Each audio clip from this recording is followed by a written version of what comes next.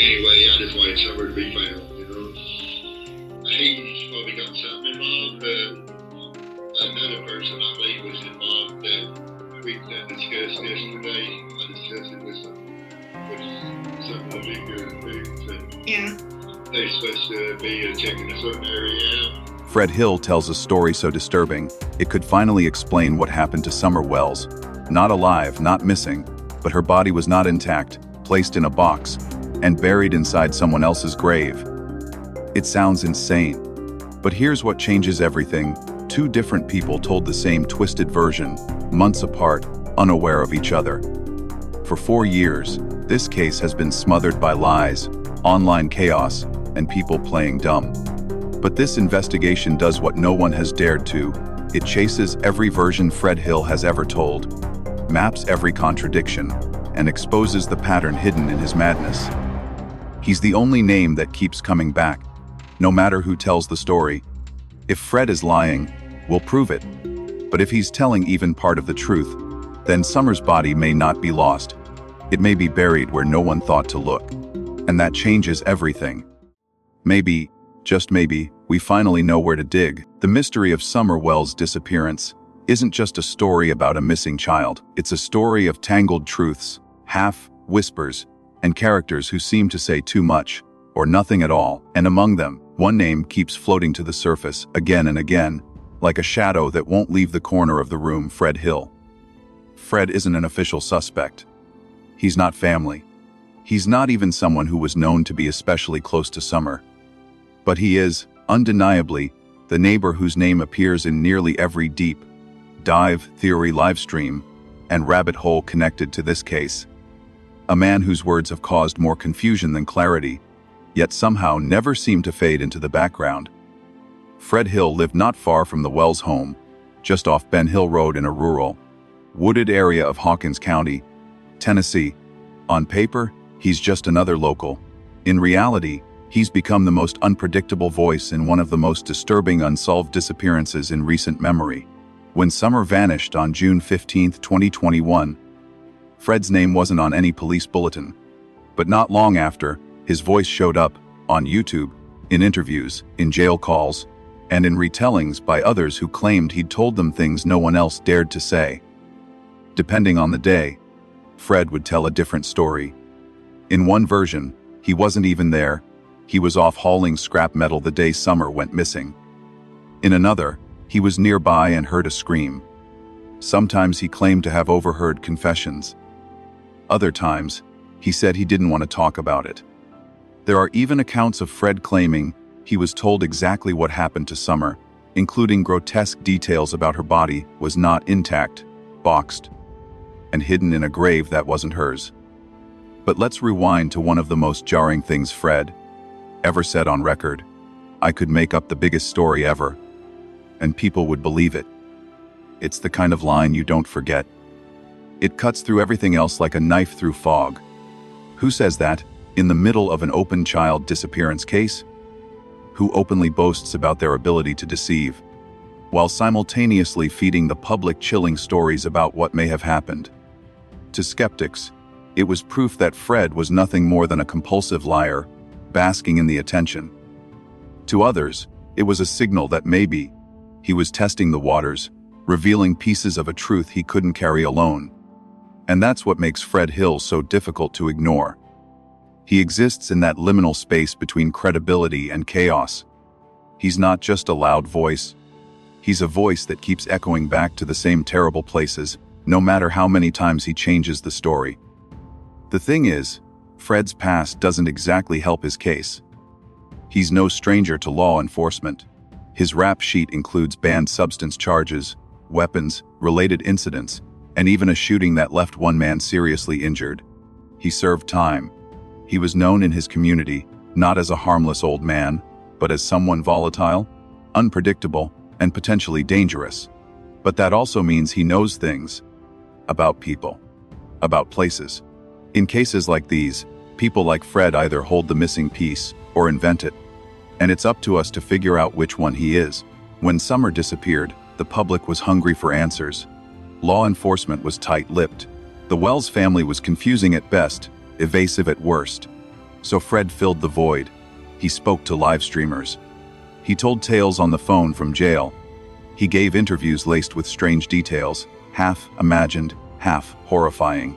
He said someone told him Summer's body was in a box, that it was buried in a cemetery, specifically Morrison Cemetery, that it might be under someone else's grave, that her body was not intact so it would never be found.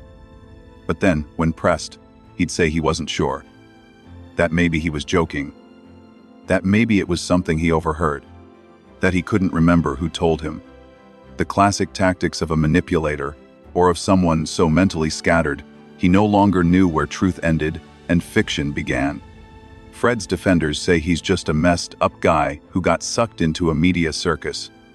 His critics think he's a dangerous opportunist, one who's interfering with real leads by flooding the case with noise.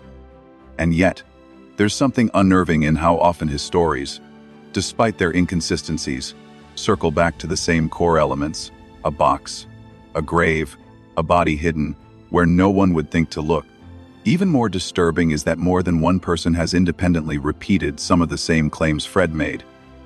Different sources, different times, same bizarre details. That shouldn't happen by accident. So what are we supposed to do with Fred Hill? Dismiss him as a liar? Or take him seriously, just long enough to consider the implications if even one of his twisted stories is rooted in truth? The investigators haven't arrested him. They haven't searched the graveyard he mentioned. They haven't named him publicly. But for many following this case, Fred remains the uncomfortable figure on the edge of the story, never quite in focus, but never fully gone. And perhaps the most disturbing question isn't whether Fred knows what happened. It's whether everyone else is too afraid to find out if he does. Because in a case filled with silence, distractions, and dead ends, Fred Hill might be the only person reckless enough to speak what others won't, even if he can't do it without burying the truth in 10 other lies. And that brings us to what matters next, not just who Fred is, but how his mind works. Because to understand his role in this case, we need to understand why he talks the way he does, and what might be hiding behind the mask of contradiction. In the next section, we'll examine Fred Hill's psychological profile. We'll ask, is he truly confused or cleverly misleading? A broken man with a broken memory, or a manipulator playing all sides in a story too big for him to control? The answers may lie not in what he says, but in why he keeps changing the story.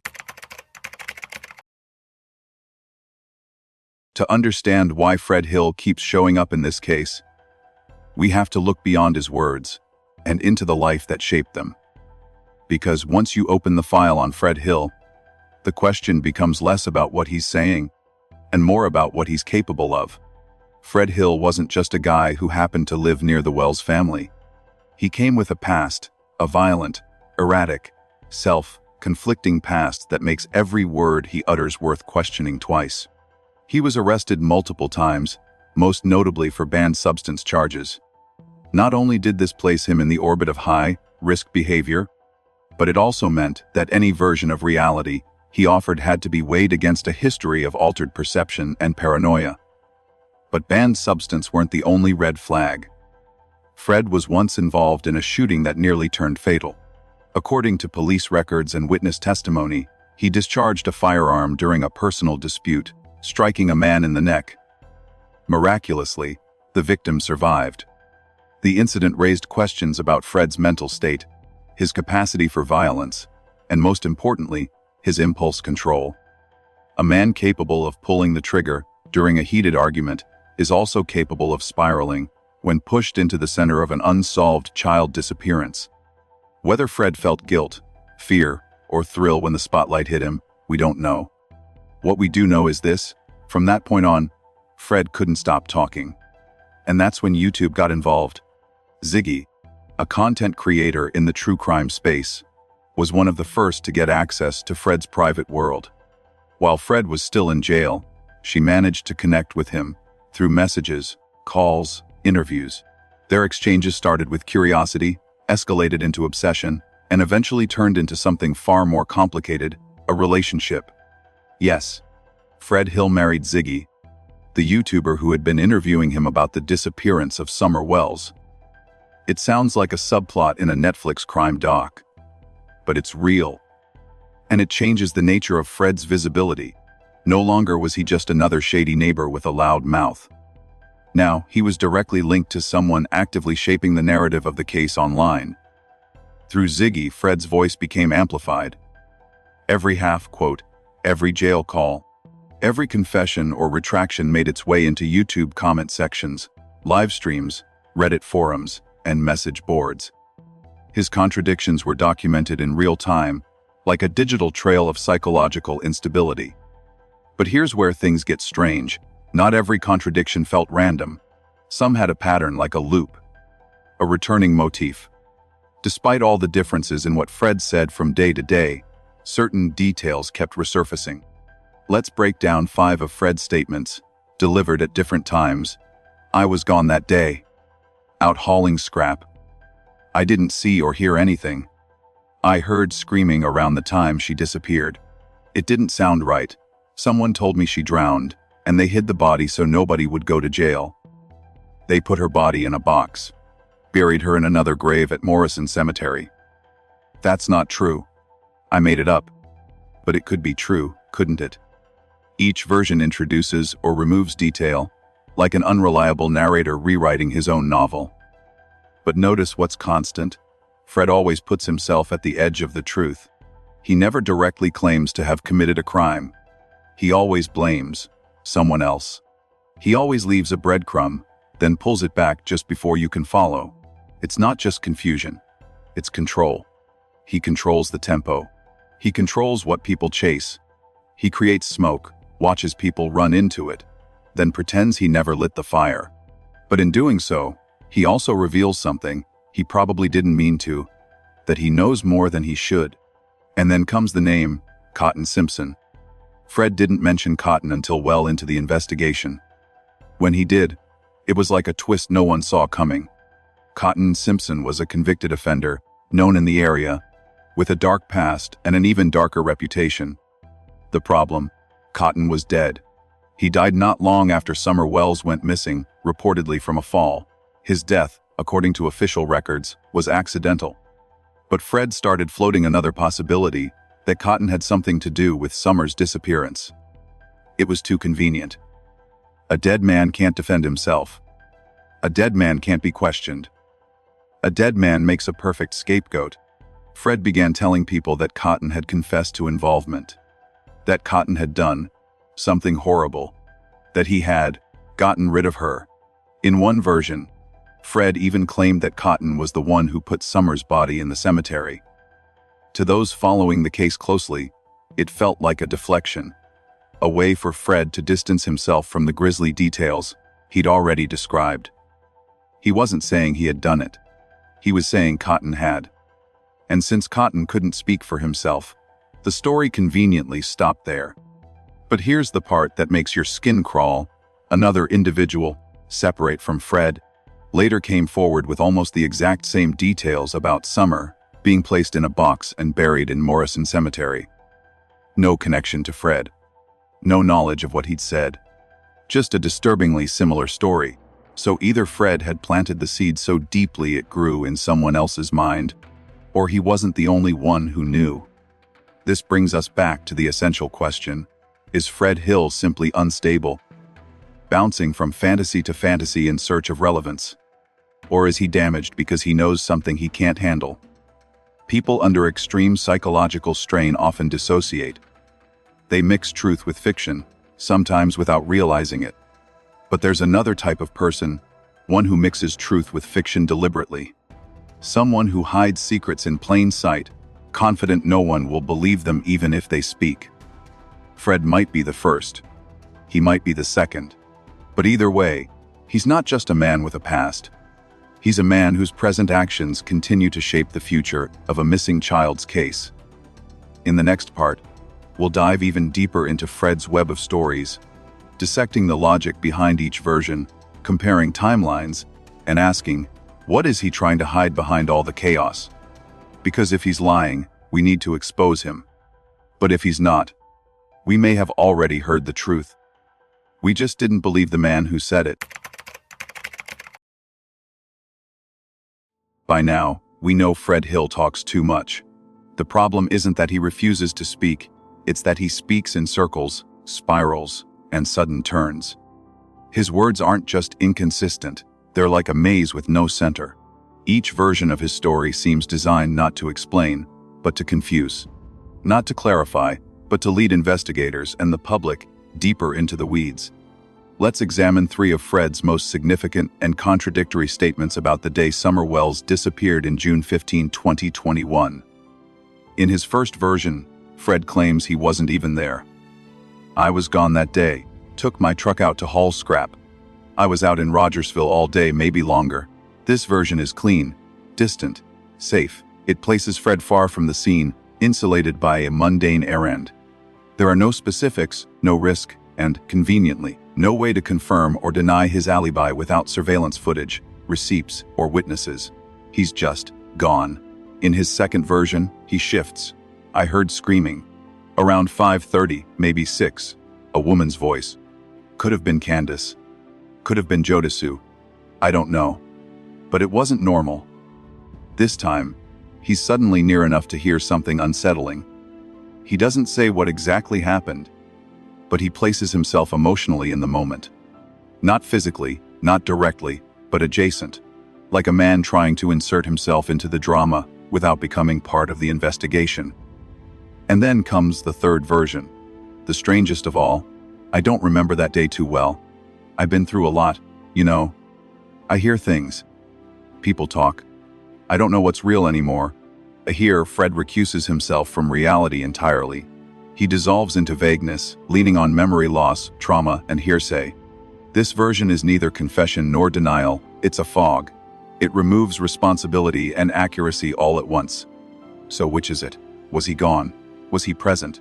Was he confused? What all 3 stories have in common is this: Fred never blames himself. He never claims to have seen Summer. He never takes direct ownership of any detail. Instead, he deflects, points to others, hints that someone else knows more. And that's where things get interesting. Because Fred's story, though shifting in structure, are consistently focused on other people. In one account, he hints that Don Wells, Summer's father, might have been involved. In another, he places suspicion on Candace Bly, the mother, pointing out that she was acting weird and was gone for too long that day. Then he drags in Andy Bernard, former partner of JODISUE Brown, another neighbor, suggesting Andy was spotted near the property in a sketchy vehicle. Finally, he adds JODISUE herself, implying that she might have heard more than she let on, or seen something but kept quiet. It's like Fred is spinning a roulette wheel of suspicion. He throws out names, one by one, watching to see which sticks. And in doing so, he avoids ever becoming the center of the narrative. He stays just outside the spotlight, positioning himself as in the know, but never involved. But there's more. Fred has, at various times, described a dark-colored truck, possibly a Toyota Tacoma, parked near Ben Hill Road that day. He said it didn't look like it belonged. He also described seeing a young woman in the passenger seat, possibly in her 20s, who didn't look like she belonged either. To date, law enforcement has acknowledged this tip. The Tennessee Bureau of Investigation even released a public notice in 2021 asking for help identifying the vehicle. But it was never found, and Fred's description wasn't consistent. The truck was black, or maybe dark blue. The woman was blonde, or maybe brunette. The driver was tall, or maybe not. The tip had just enough detail to sound plausible, but just enough vagueness to collapse under scrutiny. This has led many to ask, was Fred planting this vehicle in the story on purpose? In a town where few people travel far, where vehicles are known by their owners, a mystery truck is a powerful red herring. If Fred invented the vehicle, it would be the perfect distraction, a way to draw attention toward an imaginary suspect, while everyone else stayed hidden in the fog of speculation. But let's entertain a darker theory. What if Fred did see a vehicle? What if the woman existed, and something happened in or around that truck? What if this vague detail, repeated inconsistently, is a cracked memory of something real, something traumatic, buried under layers of denial and guilt. Because here's the truth, pathological liars often hide reality inside lies. They bury facts in fiction, knowing the lies will protect the facts from being believed. It's a tactic as old as deception itself. Tell the truth in a way that sounds like nonsense, and no one will ever believe it. And perhaps that's exactly what Fred is doing. It's easy to dismiss Fred as a crank, a chaos agent, a man who just wants attention. But the deeper you go into his statements, the more it feels like he's not trying to fool others, he's trying to fool himself. By blaming Dawn, CANDUS, Andy, JODISUE, anyone but himself, Fred keeps his conscience clean. Or at least, convinces himself it's clean. If he didn't do it, if he didn't see it, if he only heard about it from someone else, then he's not responsible. But the deeper tragedy is this: if Fred did witness something real, horrifying, and unexplainable, his lies may be the only way he can live with it. So, who is Fred really distracting? The police, possibly. The public, likely. But most of all, Fred might be trying to distract the one person who can't afford to remember the truth himself. And in doing so, he may have buried the truth so deep beneath contradictions, it may never be fully recovered. Still, there's a method to his madness. His stories may shift, but the core ingredients remain: other people, strange vehicles, screams, boxes, graves. The themes recur like echoes. They change shape, but not substance. In the next section, we'll dive into one of Fred's most disturbing stories, the one that refuses to go away. The tale of a child was not intact, a hidden box, and a grave that doesn't belong to her. A story so grotesque, most people dismissed it. But what if that story, told twice by two unrelated people, wasn't fiction? What if it was a confession? Fred Hill once said, in a moment caught on tape, and later quoted across countless live streams and Reddit threads, "I could tell the truth, and they'd call me a liar. I could lie, and they'd believe it."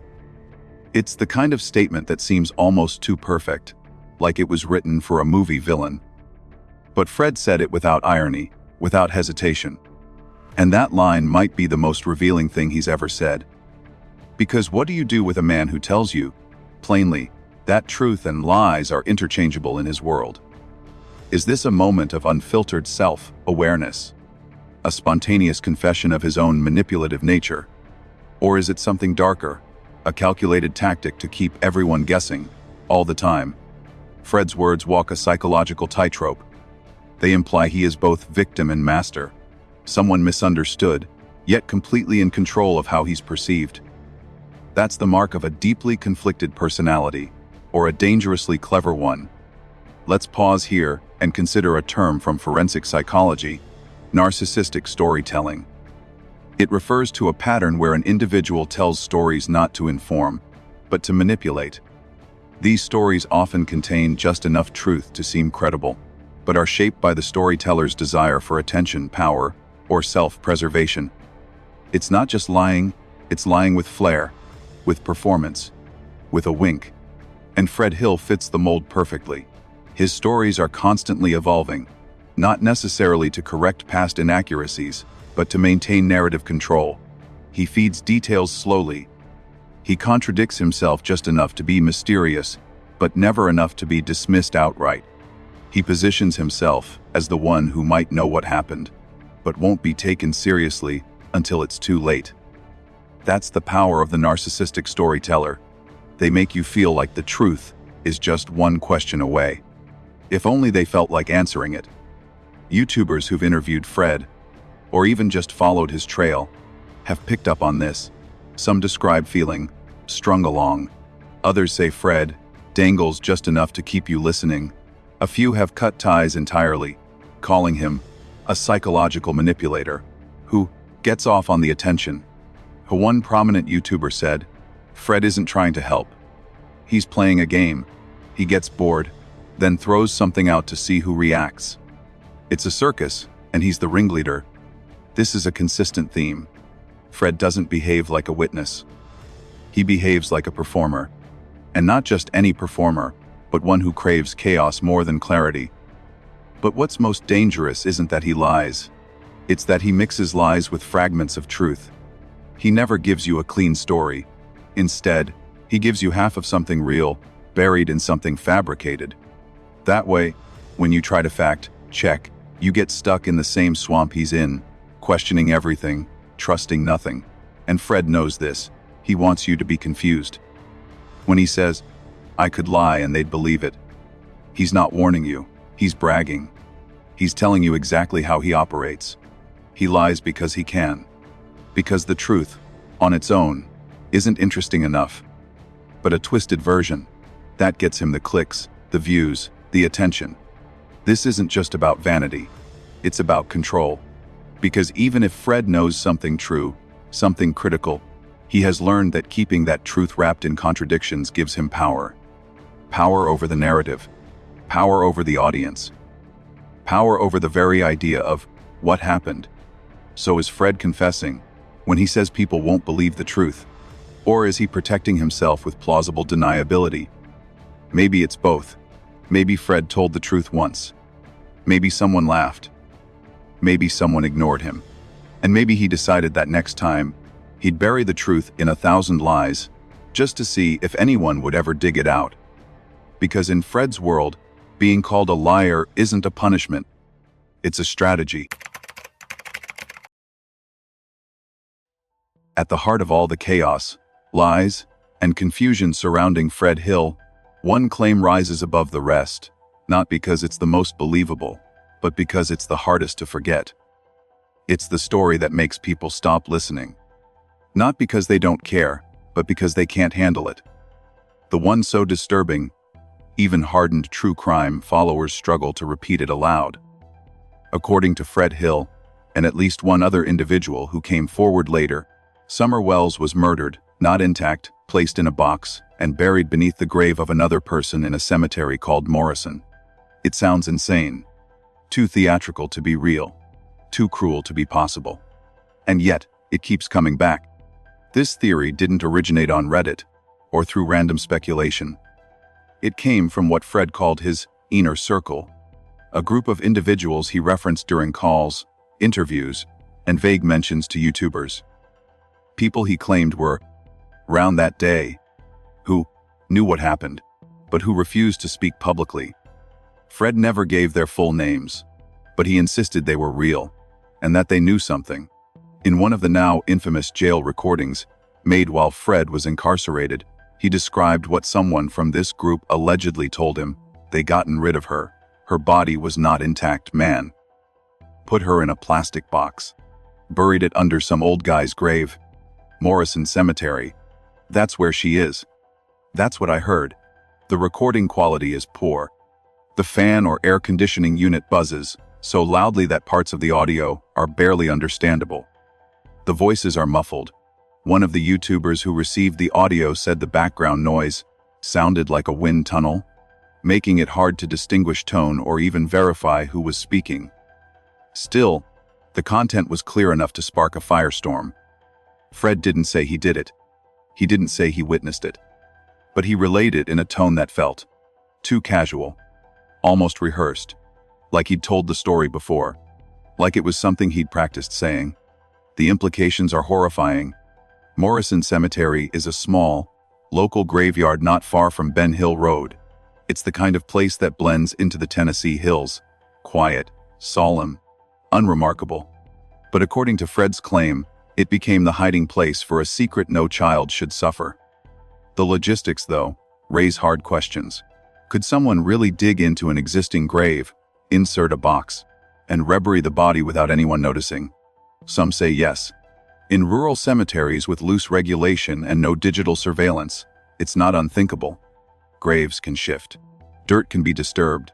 A small box could be placed beside or beneath a coffin without alerting authorities, especially if the burial was recent or still in the soft earth phase. But the idea is grotesque and, as many have pointed out, extremely risky. Why would someone go to such lengths? Why not bury the body in the woods, like other criminal cases have shown? Why take the chance of being seen in a cemetery, digging into a grave? Fred had an answer for that, too. Nobody would think to look there, he said. not under another person's grave. That's the point. It's the perfect place. Again, it's worth noting, Fred wasn't the only one who said it. In a separate, unrelated recording from a different source, a person who was also close to the Wells family and had spoken to Fred, nearly the same story was repeated. The box, the grave, the cemetery, 2 people. 2 recordings, same narrative. That can't be ignored. The question then becomes, is this evidence? Or is it coordination? Did Fred plant this story so deeply into his inner circle that others began to believe it? Or was he retelling something real that others had been too afraid to say? The clip was eventually turned over to the Tennessee Bureau of Investigation. According to several YouTubers involved in relaying the material, the TBI acknowledged receipt of the audio, but has made no public move to confirm, deny, or act upon the information. There has been no known exhumation at Morrison Cemetery, no official statement, no confirmation that the site was even visited, which leads to a dangerous space, the vacuum of inaction, because when law enforcement doesn't move, the internet does. The Morrison Cemetery theory has now taken on a life of its own. Some see it as fact, others call it the ultimate red herring. And Fred, he seems to enjoy the uncertainty. When asked in later interviews if he still believed the story, Fred wavered. I don't know. Maybe I made it up. Maybe I didn't. Maybe it's true. You think about it too much, you'll go crazy. There it is again, the game. He gives you horror, then takes it away. He offers a lead, then questions it himself. And in the process, he keeps the audience suspended in a state of doubt. Not disbelief, just enough doubt to keep chasing. Is that manipulation? Or is it a twisted form of confession? To this day, no body has been found. No charges have been filed. No grave has been opened. And yet, the Morrison Cemetery theory remains one of the most repeated and most haunting narratives surrounding the case. Because if it's a lie, it's the kind of lie only someone truly disturbed could invent. And if it's the truth, then the real tragedy isn't just what was done to Summer Wells. It's that her body may have been found years ago, just never recognized. In the next chapter, we'll examine the figure Fred blamed most often for Summer's death, Cotton Simpson, a dead man, a convicted offender, and the perfect scapegoat for someone looking to shift the weight of guilt onto someone who can no longer speak. If there's one thing more disturbing than a web of lies, it's when those lies center around someone who can no longer defend themselves. That's exactly what happened when Fred Hill introduced a new character into his ever-shifting narrative, a man named Cotton Simpson. It didn't happen right away. For the first year following Summer Wells' disappearance, Fred kept his focus vague, hinting at others, speaking in riddles, claiming secondhand knowledge. But as the Morrison Cemetery theory gained traction, Fred began pointing the finger with more precision, and the name he chose to elevate to public scrutiny, Cotton Simpson. Cotton wasn't just a convenient scapegoat. He was, by all accounts, a convicted offender, someone with a documented criminal history that included charges related to children. His past was dark, unsettling, and known among locals. Cotton lived in the area, and while he wasn't considered part of the Wells' inner circle, he wasn't a total stranger either. But by the time Fred named him as the alleged perpetrator of Summer's abduction, or worse, Cotton was already dead. Reports indicate that Cotton Simpson died in an accident not long after Summer went missing. The specifics are murky. Some say he fell, others suggest possible overdose. But the conclusion from official records was this: his death was not ruled a homicide. He wasn't under arrest. He wasn't wanted. He was simply gone, which made him, intentionally or not, the perfect target for Fred Hill. In various interviews and phone calls, Fred began weaving Cotton into the narrative, sometimes subtly, sometimes explicitly. In one jailhouse call, Fred said, "Cotton told me," he said, "it was an accident. She wasn't supposed to die." In another interview, he implied Cotton was involved in moving the body. Later, he outright stated Cotton had done the worst part. But when pressed for details, Fred would backpedal. "Well, I wasn't there. That's just what I heard." I didn't say he definitely did it. Again, we see Fred's pattern: drop a bombshell, then retreat just enough to avoid accountability. It raises a critical question. Was Fred actually told something by Cotton? Or was he using a dead man to carry a lie that had become too heavy? Let's consider the context. By the time Fred introduced Cotton into the picture, his credibility was already in free fall. He had told too many conflicting stories. His jailhouse quotes were being dissected on YouTube. His bizarre Morrison Cemetery tale had gone semi-viral. Law enforcement, to the public's knowledge, still hadn't acted on anything he'd said. So, what better way to inject new energy into the narrative than to blame someone just credible enough, but no longer around to be questioned? Cotton had the perfect resume for suspicion. A criminal record, proximity to the case, and now, conveniently, a permanent silence. It's easy to see why some people believed Fred when he invoked Cotton's name. The combination of pre-existing disgust toward Cotton's past and the public's desperation for closure created fertile ground for belief, even if the evidence was, once again, non-existent. But what did law enforcement think? According to sources close to the case, the Tennessee Bureau of Investigation did in fact interview Fred Hill. They reportedly conducted at least one polygraph examination, a lie detector test. The results, never publicly released. That silence has left room for speculation to flourish. Some believe Fred failed the test. Others think he passed but wasn't taken seriously. Some even argue the test was inconclusive, meaning nothing at all. Without official comment, we're left with yet another cloud of ambiguity surrounding Fred's every word. It's also worth noting that no direct evidence, physical or forensic, has ever linked Cotton Simpson to the Summer Wells case. Not a vehicle. Not a timestamp. Not a known interaction with the Wells family. Nothing but Fred's word. And that's exactly the problem. Fred Hill, the man who has said, "I could make up the biggest story ever and people would believe it," is now the sole source of one of the most disturbing allegations in the entire investigation. If Cotton was innocent, and most signs point that way, then Fred not only tarnished a dead man's name, but he also wasted precious investigative time and fueled false hope in a case already marred by distraction. On the other hand, if Cotton did say something incriminating, if Fred really did hear a confession, then Fred had a moral and legal responsibility to report that immediately, clearly, and without drama. Instead, he chose to sprinkle it like seasoning. Just another twist in the saga, another moment to keep the audience hanging. Which leads us to the bigger question. Why would Fred choose to accuse someone who could no longer answer back? The answer might be simpler than we think, because it's safe. Blaming Cotton achieves two goals. It deflects scrutiny from Fred. Suddenly, he's not the center of suspicion. He's just the messenger. It insulates the story from pushback. No one can interview Cotton. No one can verify or disprove the alleged confession. It becomes folklore wrapped in tragedy. Fred created a ghost in the narrative, a dark presence that can't be questioned, only imagined. And in doing so, he handed himself plausible deniability wrapped in sympathy. I didn't do anything. I just passed on what I heard. It's not my fault Cotton's gone. But there's one more layer to consider. What if Fred projected his own guilt or knowledge onto Cotton?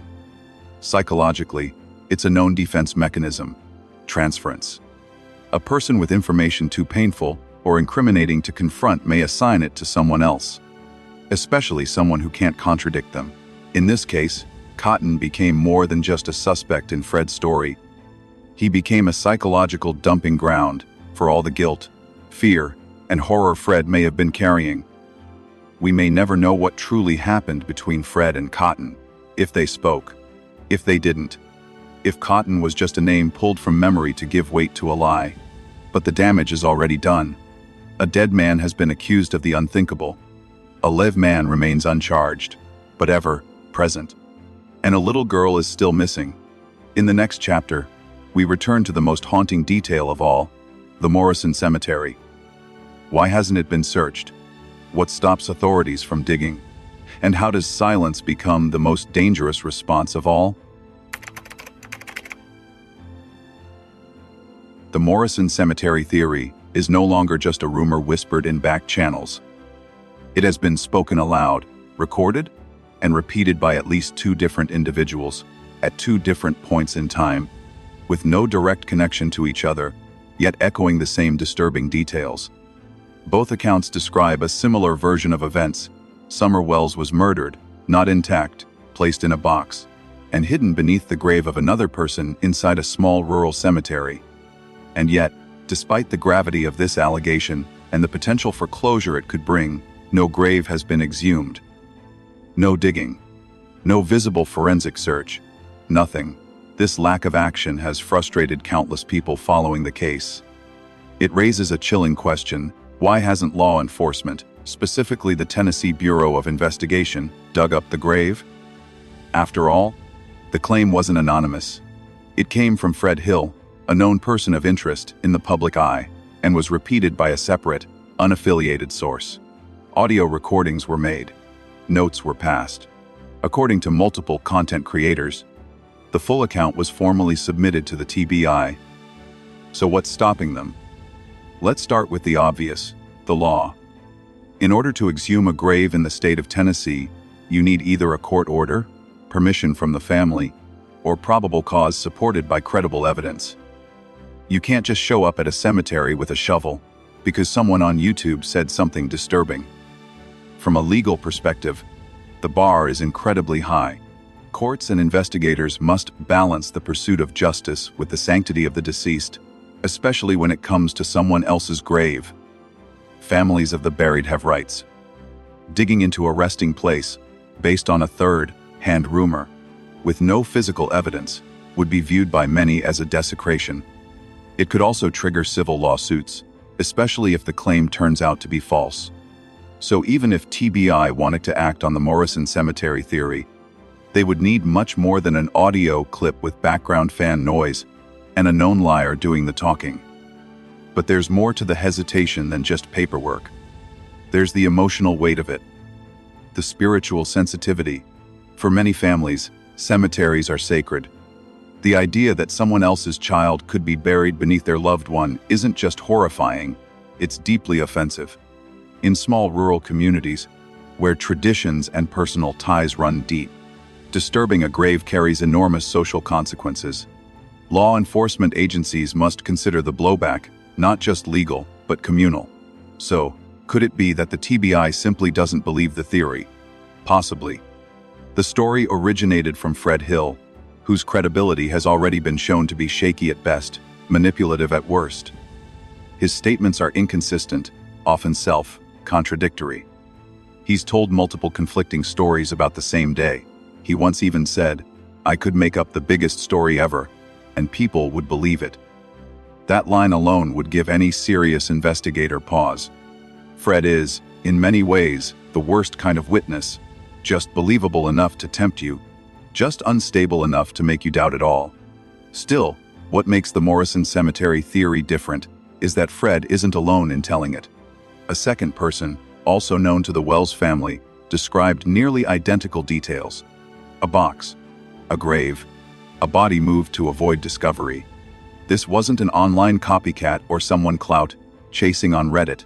It was someone close to the case, unaware of Fred's statement, who gave matching information. That's what makes the TBI's silence so loud. Some believe the agency simply doesn't want to validate internet theories. That acting on a tip born in the YouTube comment section would open the floodgates to every wild accusation or obsessive amateur sleuth demanding real-world action. In other words, if TBI starts digging up graves based on what's trending online, where does it end? From an institutional perspective, there's logic to that caution. Law enforcement must guard against becoming pawns in a circus, or worse, making a public mistake that damages both the case and their credibility. But there's a third, more haunting possibility. What if they're already investigating, quietly? The TBI doesn't broadcast every move it makes. Much of their work in missing persons cases happens behind the scenes, especially when potential crime scenes involve sensitive locations, like cemeteries. If they were to investigate Morrison Cemetery, it's likely they'd begin with record checks, ground, penetrating radar, or legal pre-clearance, long before any shovel hits dirt. In fact, it's possible the cemetery has already been visited. One retired investigator familiar with Tennessee protocol said, "If it's on their radar, they've probably already scoped it out. Doesn't mean they'll dig, but it does mean they're not ignoring it." This theory gives hope to those who believe the story might be real, that somewhere beneath a grave, the truth lies hidden, waiting to be uncovered by the right pair of hands. But for others, the silence is maddening. They argue that waiting too long could mean losing critical evidence, especially if the remains are in a non-sealed container, as Fred implied. Weather, soil movement, or even animals could destroy what little is left. So which is it? Are authorities protecting the dignity of the dead, or avoiding accountability? Are they carefully building a case, or willfully ignoring a lead because of who it came from? Are they quietly preparing for a breakthrough, or hoping the noise dies down before they have to act? No one knows. And that uncertainty may be the most dangerous factor of all. Because if Fred Hill's story is true, even in part, then the grave may hold more than a lie. It may hold a child whose name we all know, whose face haunts every search page, and whose absence has gone unanswered for far too long. And if it's not true, then we still have a problem. Because the longer this theory lingers unconfirmed, the more power it gains. And in the world of true crime, unanswered theories tend to become unkillable myths. In the next chapter, we'll pull back and examine how Fred Hill's stories, whether true, false, or somewhere in between, have reshaped the entire case. Has he moved the investigation forward, or buried it beneath his own lies?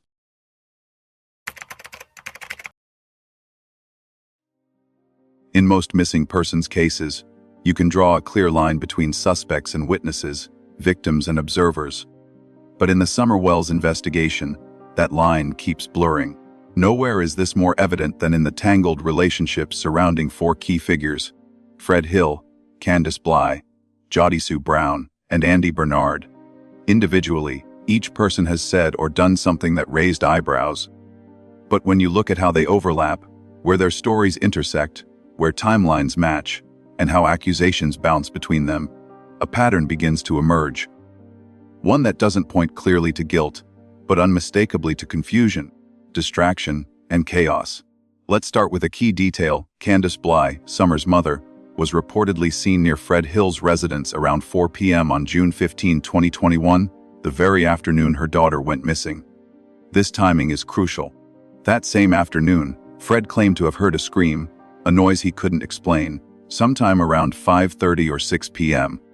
While Fred has changed this timeline over time, the general theme remains: a woman's voice, in distress, echoing from somewhere nearby. Could CANDUS's presence in the area, combined with Fred's vague description of the scream, be more than coincidence? Maybe. Or maybe it's just another case of overlapping, but unrelated movements in a small rural area where everyone lives close and drives the same few roads. But this isn't the only overlap worth examining. Fred Hill has acknowledged being related by blood or marriage to Andy Bernard, the former boyfriend of JODISUE Brown, another controversial figure in the Summer Wells case. JODISUE lived near the Wells property and has provided numerous interviews, live streams, and statements about that day. According to JODISUE, she was at home the entire time. She heard noises too: vehicles, footsteps, possibly voices, but didn't report seeing anything definitive. Still, her proximity, her complicated relationship with Andy, and her ongoing presence in online discussions have made her a magnet for speculation. So now we have a triangle: Fred, who says he heard a scream and seems to know too much for someone uninvolved; CANDUS, seen near Fred's home that same afternoon; JODISUE, who lived nearby and had personal ties to Andy, who in turn is connected to Fred. Together, these four form what many in the online community have called the network. A loosely connected group of people, all circling the center of the case, each with their own version of the truth, and none of them able, or willing, to agree. One of the most baffling aspects of this network is the frequency with which they accuse one another. Fred has implied that CANDUS wasn't telling the full story. JODISUE has suggested Fred was in the woods, possibly involved. Andy's name has been thrown around as someone seen on the road around the time Summer disappeared, and CANDUS, in rare public statements, has dismissed them all as liars or people with nothing better to do. But here's what makes it all so suspicious. None of them have been officially charged or cleared. The accusations float, the suspicions persist, but law enforcement hasn't made any public moves against any of them. Which leads to one of two possibilities. They're all innocent, caught in a toxic swirl of grief, rumor, and mistrust. At least one of them knows the truth, and the others are part of a misinformation fog, intentionally or not, that's helped keep that truth hidden. Multiple YouTubers and independent investigators have noted that each member of this group has provided statements that seem off, not necessarily incriminating, but oddly defensive, overly rehearsed, or strangely evasive.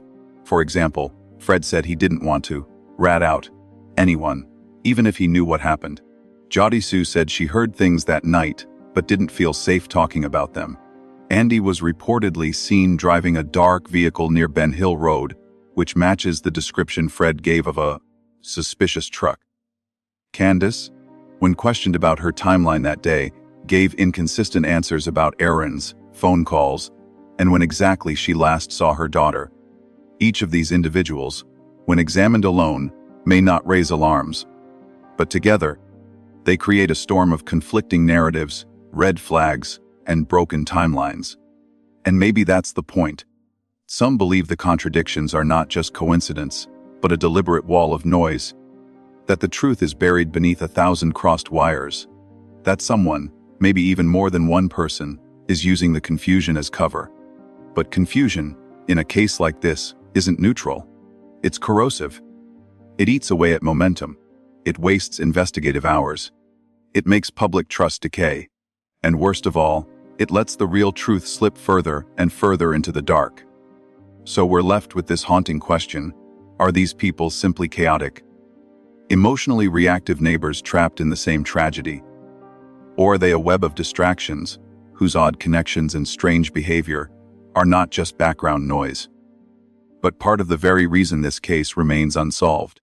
In the next chapter, we examine how the online community itself, YouTubers, live streamers, amateur sleuths, have helped uncover key clues, but also contributed to the chaos. Have they helped bring Summer home, or have they become pawns in Fred Hill's endless psychological game? For all the lies, contradictions, and chaos Fred Hill has left behind, one question still stands like a shadow over everything else. What if he actually knows something? It's a question many have asked, quietly at first, then more loudly, as Fred's stories began to show strange overlaps with other pieces of the puzzle. Because as unreliable as he is, Fred has mentioned things, names, locations, timelines, that seem impossible to fully dismiss. So we're left with two hard possibilities. Fred is making everything up, creating a fantasy so rich in disturbing details that even experienced investigators can't ignore it.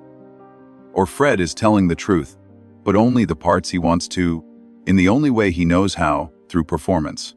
Let's look at the first one. If Fred is lying, he's not just any liar. He's a dangerous one. His stories have dragged grieving families, dead men, and innocent neighbors into suspicion. He's created diversions that cost real time, real energy, and real resources. He told tales about cemeteries, about boxes and screams, about bodies buried beneath strangers. Each time, he left just enough detail to sound possible, but never enough to be actionable. He changed stories mid-interview. He teased information. He withdrew it. He pointed fingers, then smiled when people believed him. In this version of reality, Fred's worst crime isn't murder, it's interference.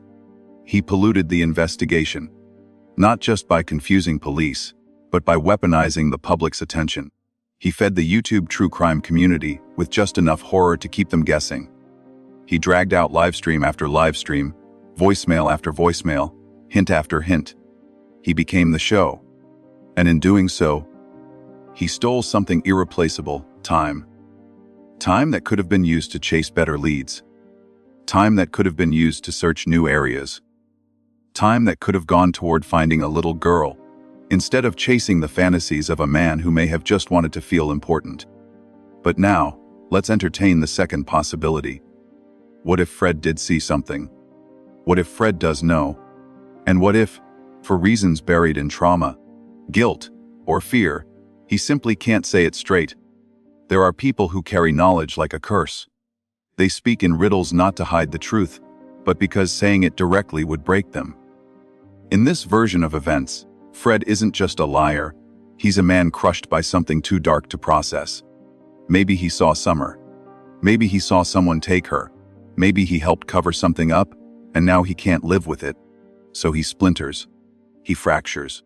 He becomes the unreliable narrator of a tragedy he doesn't know how to narrate. He tells the truth like a child tells a secret, covered in noise, delivered as play, hidden in imagination. Because the full weight of the truth, it would destroy him. There's a theory in psychology known as disassociation through storytelling.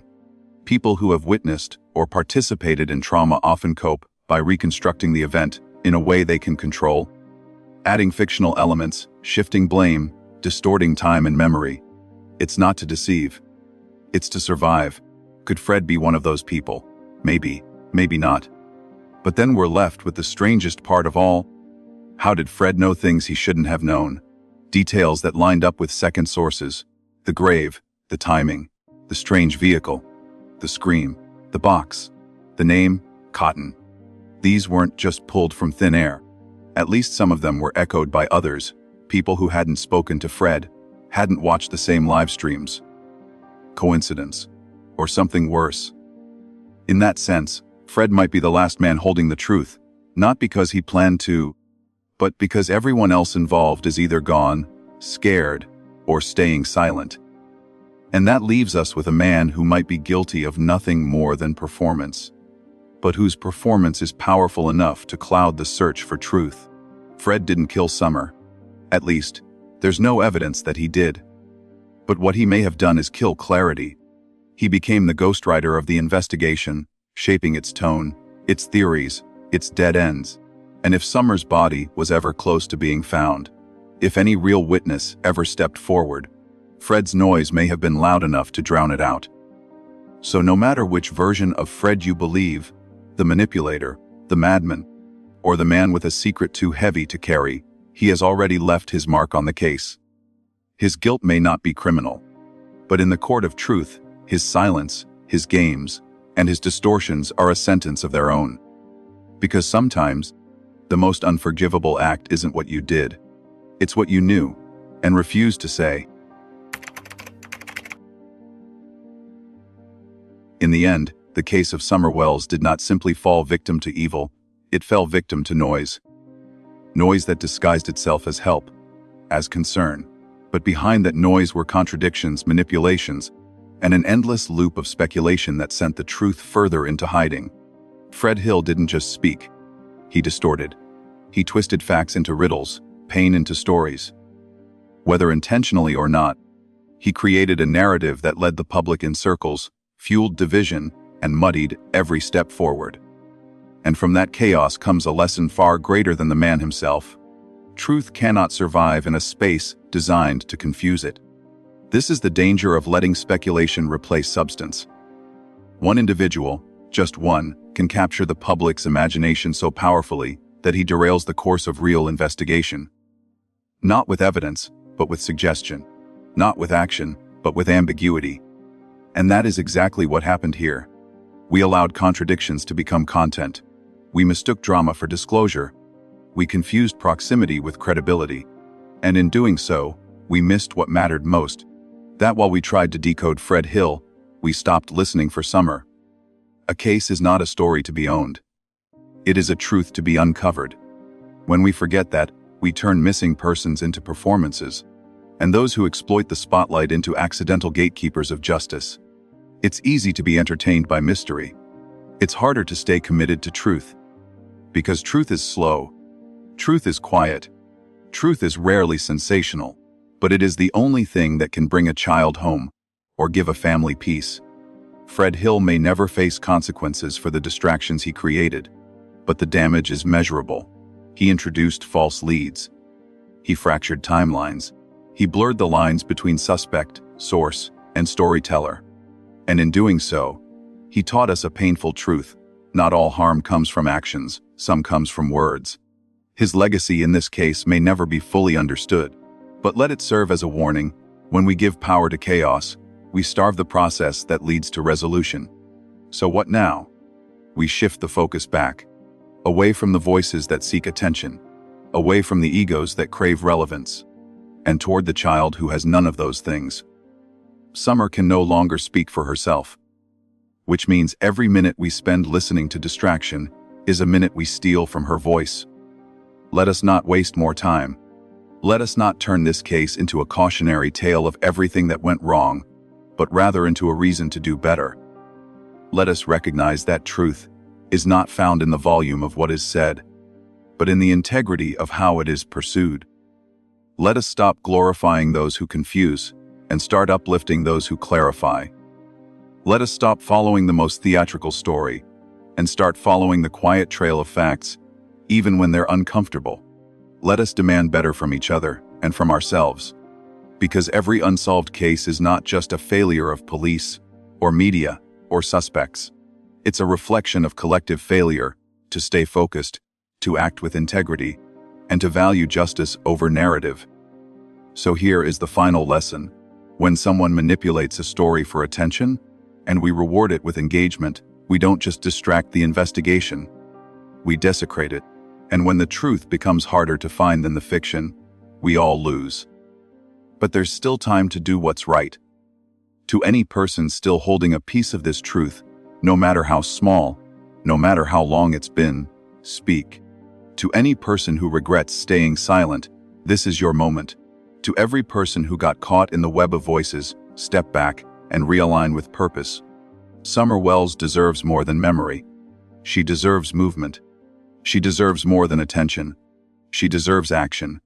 She deserves not to be part of a tragic case study, but to be the reason we finally learned how to listen again. Let no more false leads be elevated. Let no more games be played with a child's name. Let this be the turning point where noise ends and truth begins.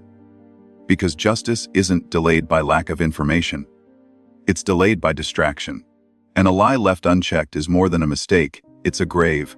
A grave in which truth is buried alive. Let's dig it back up. Together.